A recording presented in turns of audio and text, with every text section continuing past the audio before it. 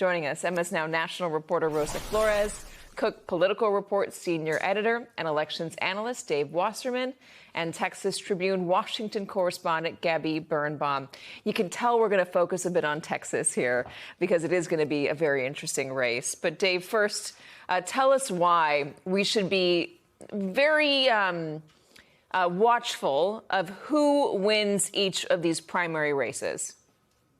That's right, Katie. And there's a lot on the line here in Texas because the only matchup that we could see being competitive in the fall would be Ken Paxton, who has more baggage than you can fit on two 757s, but is probably going to finish first in at least the initial primary phase of the Republican side, and James Talarico, who is a more broadly appealing candidate than Jasmine Crockett, whose theory of the case is that there are millions of progressive voters in Texas who just don't turn out in elections, which there's very little evidence for.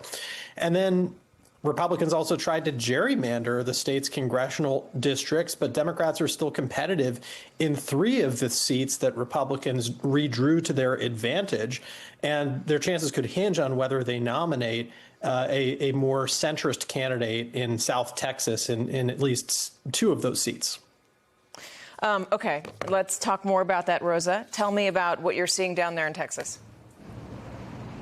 You know, one of the most interesting things, Katie, that I learned from Mark Jones, he's a political science professor here at Rice University that lives and breathes this stuff, is this divide among Texas Democrats along racial and ethnic lines. Now, he explained it like this. He said, look, there's 254 counties in the state of Texas, but 2 counties will be the counties that these Texas Democrats are going to be looking at, and that is Dallas and Harris County, here where I am. Why? Because 30% of the votes for this primary will be cast in these 2 counties. In this county where I am in Harris, 1 out of 6 of those primary votes. And you know this, back in 2024, the big buzz was about the Latino vote in Texas. How are Latinos going to vote? This time it's about the black vote in the state of Texas. And there is this divide because right now the thought is that Jasmine Crockett will be able to rile up Texas black Democrats in her favor to come out in record numbers to help her win. Take a listen.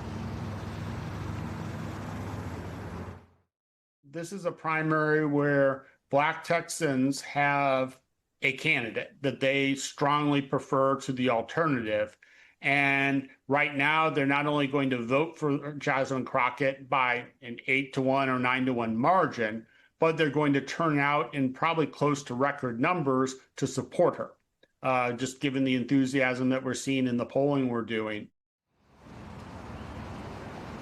The other side of this divide, Katie, are white and Latino voters that are leaning towards Talarico. And the other thing that I hear from experts that Talarico has to do in order for him to win in November is also pull some of those moderate Republicans to his camp to vote for him so that he can take the win. Gabby, it's been kind of an ugly primary race so far between Talarico and between Crockett. Bring a national audience up to speed on that. Yeah, it's certainly gotten more contentious. I think it had started relatively peaceful between the 2. They're old colleagues from the State House. It heated up a few weeks ago when Colin Allred, who was the 3rd Democrat in the race, who dropped out on filing day in order to make sure that it wouldn't go to a runoff, that it would just be 2 candidates. He took a TikToker's allegation that James Talarico had called him a mediocre black man and blasted that out and endorsed Crockett. Now, Talarico disputes that account. He says it was a mischaracterization, that he called Allred's 2024 campaign mediocre. Allred, of course, was the Senate nominee in 2024 for Democrats. But ever since then, I think you've definitely seen more of a contentious energy. And you've seen both a super PAC supporting Talarico and a super PAC supporting Crockett go up now with negative ads about the other. It's also contentious on the Republican side as well between Cornyn and Paxton. And, you know, Dave was laying it out. Paxton is more of a firebrand as well on the Republican side. Maybe not as easy for a general election audience to swallow as John Cornyn has been. And Cornyn, by the way, the Senate Majority Leader, John Thune, has said that Ken Paxton puts the seat at risk. How much is the seat at risk, really, if Ken Paxton were to win? Is it heavily dependent on whether Crockett or Talarico wins?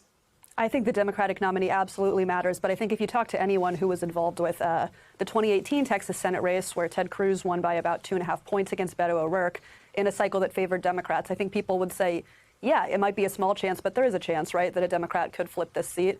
And the candidates on both sides very much matter.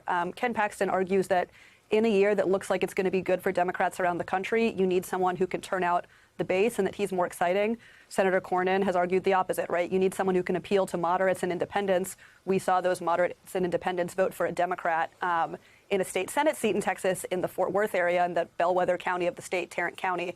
And he's arguing that not just the Senate seat is at risk, but some of these down ballot House seats that they redistricted could be at risk if Paxton leads the ticket. So, there's stakes for control of the Senate, but also for these House seats that you mentioned as well.